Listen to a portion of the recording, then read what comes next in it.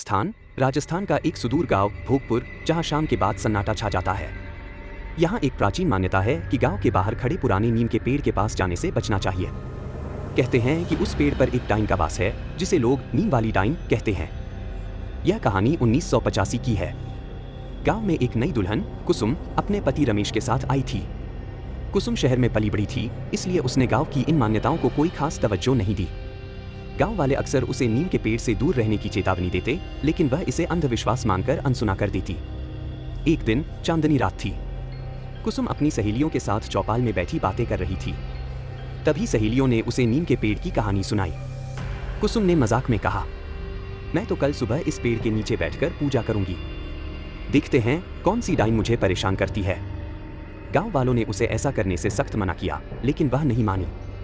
कुसुम नीम के पेड़ के पास गई और पूजा करने बैठ गई। लेकिन तभी उसने महसूस किया कि पेड़ की डालियां धीरे धीरे हिलने लगीं, जबकि हवा बिल्कुल शांत थी। अचानक उसे लगा कि किसी ने उसके कंधे पर हाथ रखा। उसने मुड़कर देखा, लेकिन वहां कोई नहीं था। घर लौटते वक्त कुसुम को लगा कि कोई उसे जंगल के अंदर खींचने की कोशिश कर रहा है। उसके पैर जैसे खुद ब खुद पेड़ की ओर बढ़ रहे थे। किसी तरह उसने खुद को संभाला और भागकर घर पहुंच गई। उस रात जब कुसुम सो रही थी, उसने एक डरावना सपना देखा।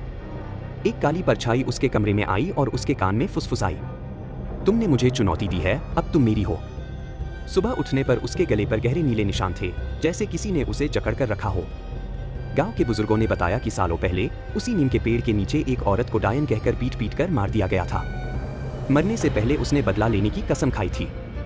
तब से जो भी उस पेड़ के करीब जाता है, उसे वह अपने वश में कर लेती है। उसके बाद कुसुम का व्यवहार बदलने लगा। वह अकेले में पेड़ की तरफ जाती देखी गई। कई बार उसे नीम के पत्ते चबाते हुए पाया गया। लोग कहते हैं कि धीरे धीरे उसका शरीर कमजोर होता गया और एक दिन वह अचानक गायब हो गई। आज भी गांव के लोग नीम के पेड़ के पास जाने से डरते हैं। रात के समय वहां से अजीब अजीब सी आवाजें सुनाई देती हैं, जैसे कोई औरत हंस रही हो।